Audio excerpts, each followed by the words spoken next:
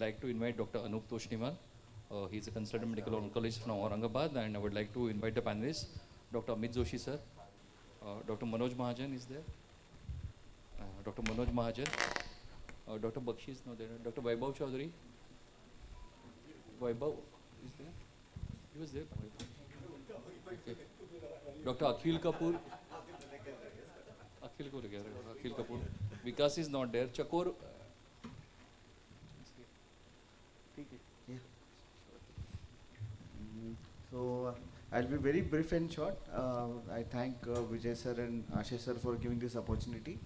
This is the first case, 82-year male, CA prostate, stage 4, high risk with liver mets, lesions 9. Bilateral orchidotomy was done, followed by a patient receives enzalutamide, then progression in liver, then received docetaxel, then again progression, then received cabazitaxel. Now again had progression, BRCA mutation is negative. No other actionable mutation. Lutetium therapy was not feasible due to absence of receptor. So, sir, any thoughts, anything else? I think in this scenario, first thing is to do a biopsy from the liver, because you are saying that there is no lutetium expression in that. So first we have to rule out the small cell transformation in this case, first thing. And the other thing is that how fit he is and what is the other comorbidities, 82-year male, how the other allied comorbidities definitely will plan the further treatment in this case. Yes. Yes. From MSI is non-actionable basically. so it's very or hardly 1% tumor expresses that. It's very uncommon. So from the therapeutic point of view, even if you're taking as a non small cell, the option seems to be very limited in this. And then at least at this point of time, we should involve the palliative care, and the goal of the treatment needs to be discussed with the family at this point of time. Yes, sir. And sir, any experience of TDXD in this kind of patients? In non-breast, I think in 1 or 2 patient, I remember using that. At least in the stomach, one or 2 patients I have seen the prostate. No, prostate, no. So prostate, unfortunately, it's not a very immune hot tumors, and otherwise other targets have not worked that well in the prostate compared to the other tumors. Now, coming to our area of interest, what we can do for this cellular therapy in prostate cancer. So, this is a paper presented in Nature. This is regarding PSMA targeting TGF beta insensitive armor CAR T cell in metastatic castration-resistant prostate cancer. It's a phase 1 trial. The study is unique in that it is the first clinical trial involving the use of CAR T cells optimally engineered with a domain negative TGFR beta R. What sir was saying that it is a armor CAR T, and it is more specific. Dose was used 123 into the 10 to the power cent per meter squared with no grade 3 or more side effects. In total, at 3 months imaging follow-up, 39, almost 40% of the subjects were in stable disease. Median overall survival in this relapse refractory setting was 477 days, that is 15.9 months, and the PFS was around 4.4 months in these 13 subjects. Why armored CAR T cell is required for this kind of patient is because previously, as just discussed, there was previous one type of CAR T which was unarmored. It was very good in the sense that there was rapid PSA drop in almost 98% of these patients. However, it had very severe neurotoxicity and even one grade H, grade 5, that is death causing HLH. Now, there is another type of CAR T. This is prostate stem cell CAR T. There is also a phase 1 trial for this, and this scheme already we have discussed number of times today how we do it.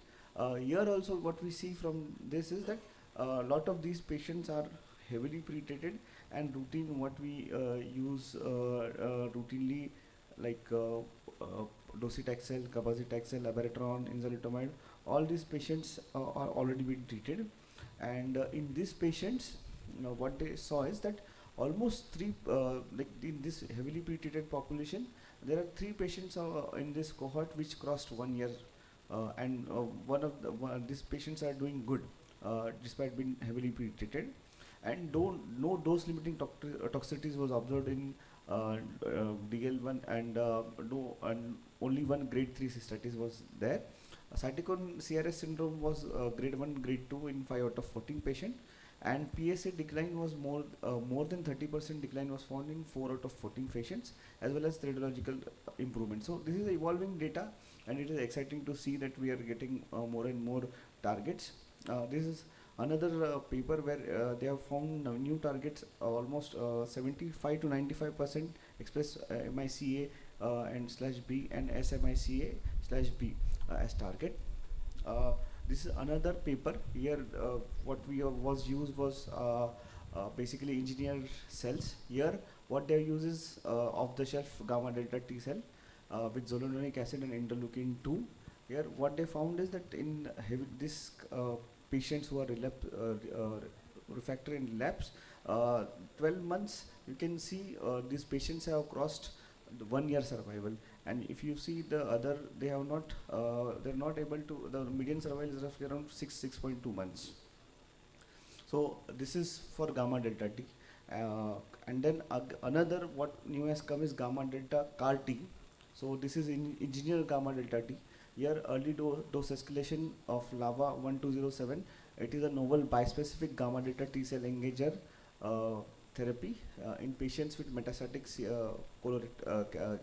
castration-resistant prostate cancer. It was an open-label 3+3 design, which phase 1 to 2 study in patients with therapy-refractory metastatic CRPCs. Total 16 patients were taken in this study. What is interesting is that at the end of the 8 weeks, we have 3 out of 8 patients which had stable disease. So in this patient also, a lot of new therapies are evolving. Now coming to the second part, renal cell carcinoma. This is a patient which was initially treated by a surgeon. Right nephrectomy and left hydrantomy was done initially, then started on pazopanib. Patient did good for 2 to 3 years. Then right hydrantomy was done. On progression, patient was treated with Keytruda and axitinib. On progression, patient was started on axitinib, then subsequently switched to lenvatinib. PET CT scan showed liver lesion, peritoneal deposits in right inferior peritoneal reflection, and overall suggestive disease progression. So, sir, any thoughts what we can give further? So theoretically, still the patient is progressed over, I think, pembro-axi, then still cabozantinib is one option which we can explore, since that has not been used. In a clinical setting, we also sometimes go with the sunitinib, it works in that. Maybe option of since axi is already used, so but everolimus can be one of the options in the rare scenario. So as per the standard treatment, the options are just the most of the time the TKI, VGF TKI alone in this scenario.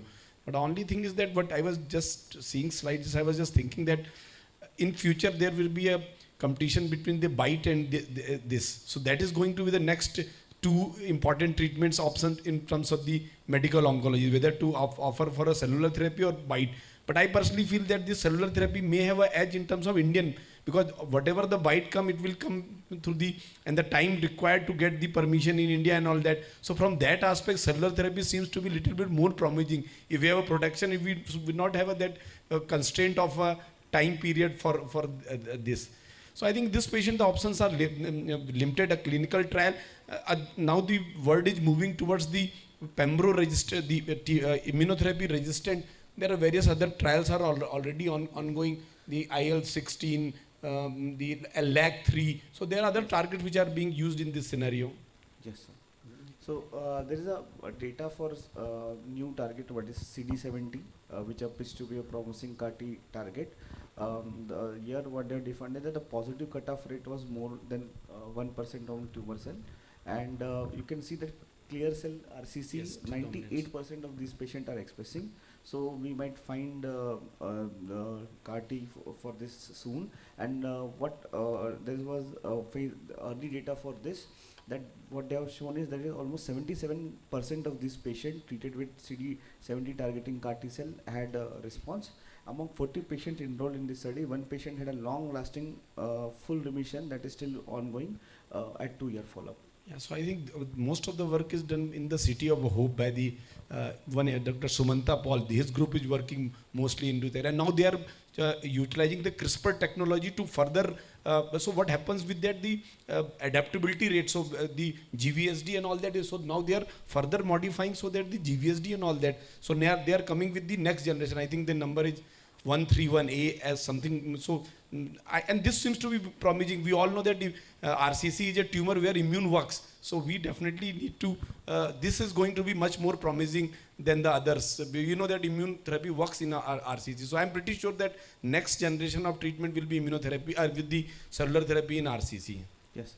And sir, then there is also a new way, the dual antigen targeting, like PSMA and CA9 targeting for this kind of patient to make it more specific and more effective. Then coming to the third part, this gentleman is a doctor actually, this is a real case. 42-year gentleman, mediastinal germ cell tumor, post-BEP, post-EAP, post-autologous stem cell transplant, post-GEMOX, post-IMACO. Yes, I remember this patient now. So theoretically, though, these are the, as such, mediastinal GCT has a poor prognosis. After this, in a standard way, mostly we'll go for some sort of oral topocyte or something. So mostly a best supportive where things are moving. But definitely, young patient, these are the area where definitely the this will come into the picture. So what you have done that I wanted to know. So there is a phase 1 trial, sir, for evaluation of safety and efficiency of CLDN6 CAR T cells and CLDN6 encoding mRNA vaccine for these patients. So 7 out of 21 evaluable patient, 6 weeks post infusion had PR, 8 had stable disease, 6 had progressive disease, and 1 patient was not evaluable. 5 patients with testicular cancer responded at 6 weeks with CAR T cell persistence and further tumor shrinkage, and 1 patient was had CR at 18 weeks, PET negative and tumor marker negative. So basically, it's an exciting time. We are getting options for this kind of relapse refractory. With the new, I think yesterday there was some paper news that the Russian had produced some mRNA. So now the patient has already started whatsoever when this vaccine will be available in India. So actually for this patient, so first we tested for CD30. Okay. Because germ cell tumors also have Yeah, CD30 embryonal. positivity, and we have good data for CD30 CAR Ts in Hodgkin's lymphoma. So I actually wanted to explore whether the CD30, but he was neither positive for CD30, and this patient actually he was not positive for Claudin 6. This one also, sir. So at present he's on best supportive care only. Thank you. Thank you.